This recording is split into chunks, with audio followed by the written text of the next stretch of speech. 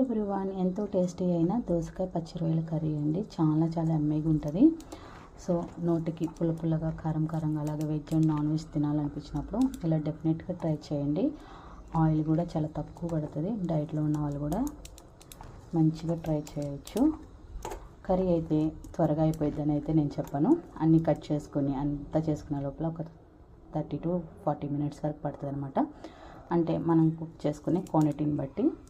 So ఎంతో యమ్మీ అయినా పచ్చి రొయ్యల దోసకాయ కర్రీ తినాలంటే డెఫినెట్గా ట్రై చేయండి. Thank you. దోసకాయ రొయ్యలకి కావాల్సింది ఒక ఉల్లిపాయలు, అలాగే 4-5 పచ్చిమిర్చి సన్నగా కట్ చేసుకోండి. అలాగే దోసకాయ ముక్కల్ని ఇలా సన్నగా కట్ చేసుకోండి. తర్వాత పచ్చి రొయ్యల్ని అంటే కొంచెం పసుపు, ఉప్పు, అలాగే కొంచెం అల్లం వెల్లుల్లి పేస్ట్ వేసుకొని ఇలా కొంతసేపు ఉడకబెట్టుకోండి. అంటే ఇందులో వాటర్ వస్తాయి కదా, ఆ వాటర్ అంతా అయిపోయేంత వరకు ఉడకబెట్టుకోండి. తర్వాత ఒక మందపాటి ప్యాన్ పెట్టుకొని అందులోకి నార్మల్గానే ఒక 2-3 స్పూన్ల వరకు ఆయిల్, పోపు దినుసులన్నీ వేసుకొని పోపు వేసుకోండి. ఇలా పోపు దినుసులను వేసుకున్నాక కట్ చేసుకున్న ఉల్లిపాయ పచ్చిమిర్చి కూడా యాడ్ చేసుకొని ఒక 5 నిమిషాలు వేసుకోండి. ఉల్లిపాయ ఇలా మగ్గినాక ఇందులోకి కట్ చేసుకున్న వంటి దోసకాయ ముక్కలు కూడా యాడ్ చేసుకోండి. దోసకాయ ఇంత క్వాంటిటీ అని ఏం లేదు, ఈ టేస్ట్ని బట్టి యాడ్ చేసుకోవచ్చు. రొయ్యలు ఎక్కువ, కొంచెం దోసకాయ తక్కువ అనుకుంటే దోసకాయ తక్కువ యాడ్ చేసుకోండి.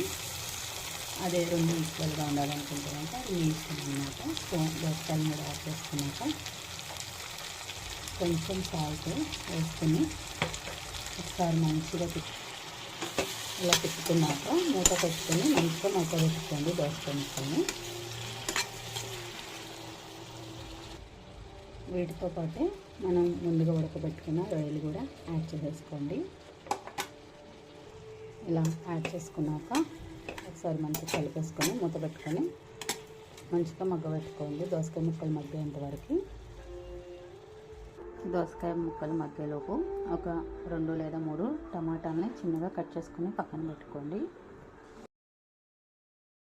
దోసకాయ ఇలా మగ్గినాక ఇందులోకి 1 స్పూన్ వరకు అల్లం వెల్లుల్లి పేస్ట్, కొంచెం పసుపు, కట్ చేసుకున్నామంటే టమాటా ముక్కలు ఒకసారి మంచిగా కలిపేసుకొని ఇంత పెట్టుకొని టమాటాలను కూడా కొంచెంసేపు మగ్గబెట్టుకోండి.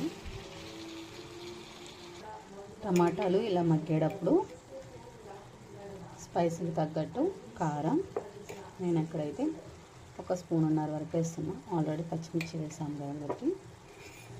తర్వాత ఉప్పు వేసాం కాబట్టి ఆల్రెడీ చాలకపోతే